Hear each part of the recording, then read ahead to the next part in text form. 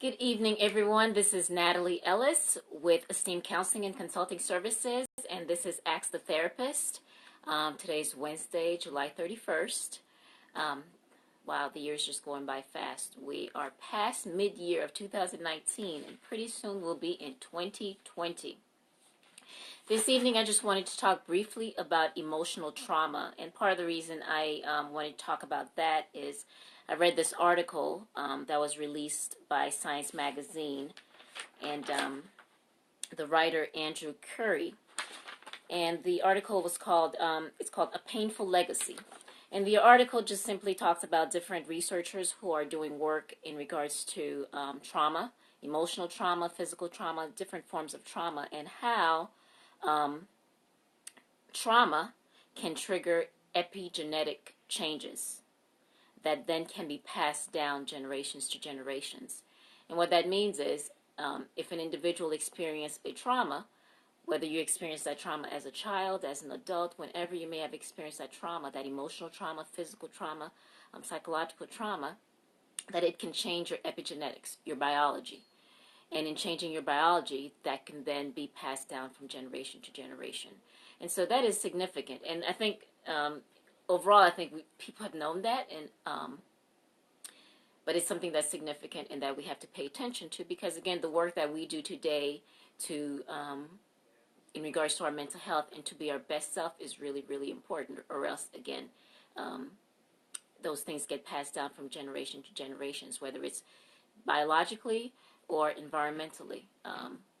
And so the things we learn, the things that we do impacts us physically, emotionally, mentally, and in terms of in our behaviors, our actions, our emotions, and everything. And it can just be passed on in terms of how we react and respond to others, and also to some extent genetically as well. So again, just to talk a little bit more about just emotional trauma. Emotional trauma is when an individual experiences a distressing event that leaves one feeling emotionally unstable, okay? And we have lots of examples of what these distressing events can be. It could be physical abuse, sexual abuse, emotional abuse. Emotional abuse is different forms of bullying can be emotional abuse when you're constantly being put down, when you're being belittled, when your self-esteem is constantly attacked, when you as an individual is constantly attacked. Those are different forms of emotional abuse. And part of the reason I talk about a lot of this, and with clients I talk a lot about it, because again, we don't, in our family, sometimes these things happen and we don't necessarily see them as big deals. You know, these are just what happens in families. And in those things that happens within the families, they could create long-term effects in terms of our in our adult life. And so it's important to make notice of these things, okay? And so sexual abuse, physical abuse, emotional abuse, domestic violence, separation from families, so kids who are separated from families, divorce, breakups, infidelity, bullying, again, natural disasters, all these type of distressing events can lead to some type of emotional trauma, an emotional response.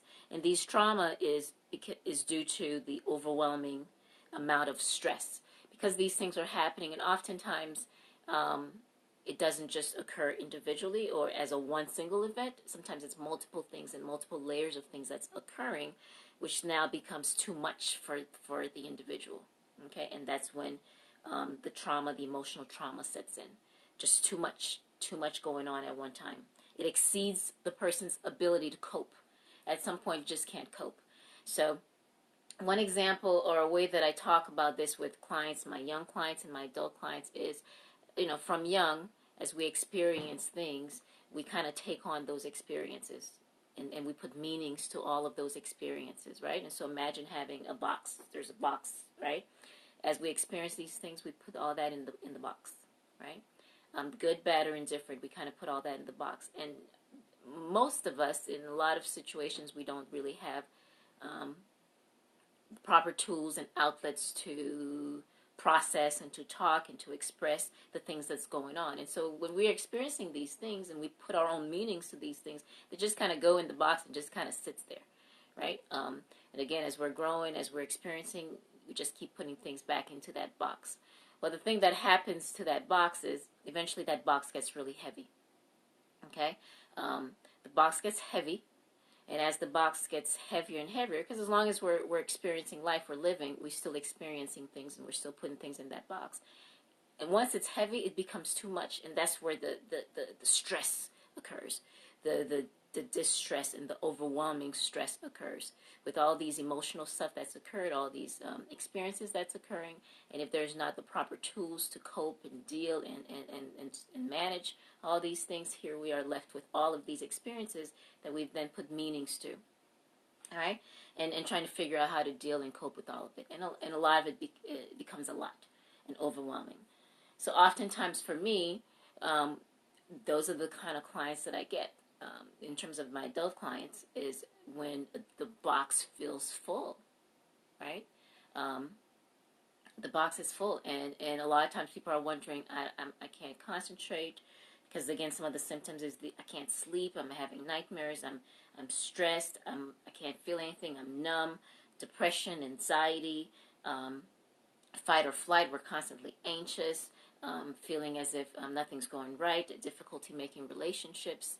And so after a while, when that box becomes full, it becomes hard to function as we should. So even the simplest thing that we used to do, it becomes very difficult to do because that box is full.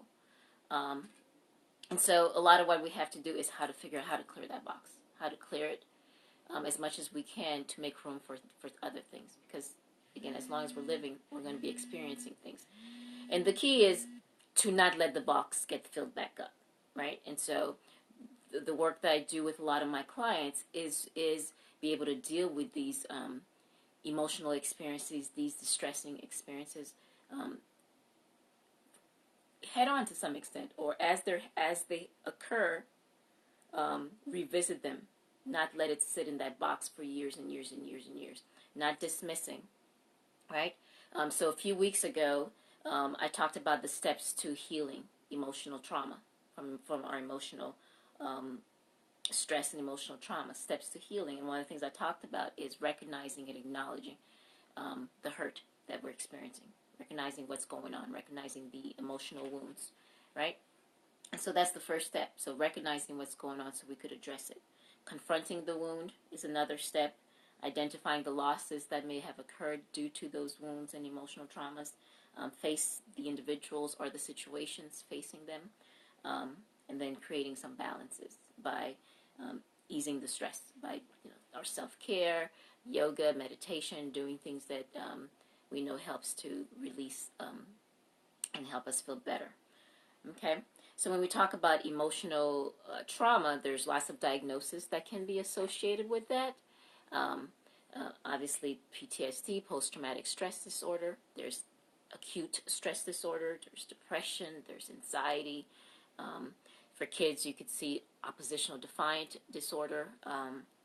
We could see attachment, which then also occurs with adults. But with kids, there's attachment disorders where they have difficulty attaching to individuals, or sometimes they attach too easily to individuals. So depending on the traumas, either one of those can occur. And lots of other diagnoses. And so one thing, again, that I want to make sure people truly understand is when we experience different types of traumas or emotional wounds or emotional pains in our lives, it's important to address it. It's important to identify what those things are and to address it and to not let it pile up in that box. Because as we let it pile up in the box, it's becoming more, it's kind of like the more something stays, it becomes really permanent. And again, I think that's what they're talking about in regards to the epigenetics, right? And so when we're doing something all the time for a long, long time, it becomes part of who we are. And it becomes harder to move. It becomes harder to change. And so the thing is, as much as we could recognize some of these things so we could make the necessary changes and learn the necessary skills and work through the necessary hurts and pain so that we could address it before it becomes too permanent. So that's something I'm strongly encouraging individuals to do. And so as people experience these type of emotional traumas, seek help. Part of, again, going back to recognizing and acknowledging what's going on is the ability to say, you know what, I've experienced this thing. and it's creating some distress for me. What do I need to do? What do I need to do next? Right? And sometimes there's things we can do ourselves individually, with our church group, with our support groups, with our family, with our friends, individually in terms of self-care, exercising, yoga, meditation, making sure we're eating healthy, making sure we're sleeping. And there's times we need additional supports. We need a professional support in order to do the work that we need to do. And that is okay. It's definitely okay to do that, to get the support so that, again, to get to our best self. And so, yeah, this article really had me going, because I've read about it and I've seen it in terms of, again, long-term effects of trauma. And for the African American population, that is something that we just have to really pay attention to, because of the traumas that's occurred within our population. Again, there's lots of different, through this research, different groups of people have their own histories of trauma, of hardships, of things that's occurred to them, and how did that affect those individuals and their offsprings, right? And so, and those things do affect us. And if nothing is done about it, then they could create really long-term effects. And so, again, there are ways to overcome and to work through these things. But again, it's about acknowledging, and it's about doing the work in order to create these healthy environments and healthy coping mechanisms. And so, definitely seek counseling and seek services if that's something that you're in need of in regards to emotional trauma. I can be reached through my websites, www.esteemed Counseling and Consulting Services. I am a licensed professional counselor in the Atlanta area in Georgia, where I work with individuals, families, couples, in regards to trauma, depression, anxiety, lots of these things, from individuals as young as 3 years old to as young as 70 years old. And at any point of the spectrum, there's work that can be done to create a life worth living, right? And to create the kind of life that we want for ourselves. But it does take that step to get the help that we need. Okay? Thank you so much, and I hope I answered some of the questions that I received in regards to trauma. So one of the biggest thing is, can we heal from that? And yes, we can definitely heal from hurt and pain that we've experienced, but a lot of it is about recognizing it, right? Recognizing the hurt, recognizing the pain. I have a young lady who's experienced grief, losses, death, and she's going through a lot of pain, and she's right now at a place where she's acknowledging her anger, right? So oftentimes when we experience a lot of these things, we're told, depending on our environment, depending on our families, to not express these things, to not express anger, to kind of just keep pushing through. And yes, it is important to push through, but at the same time, it's just as important to acknowledge whatever it is we're feeling and to allow ourselves to feel it. Because in that allowing that, that's how it could be released, right? As long as I'm feeling this and I can't express it, it's just continues to stay buried in that box. And in order for that box to clear, we literally have to go through everything and discard the things that we don't need. So that's the work that has to be done. So I encourage everybody to definitely seek that help if that's something that you're in need of. Okay, thank you so much for listening in tonight on Ask the Therapist, and see you next week. Bye.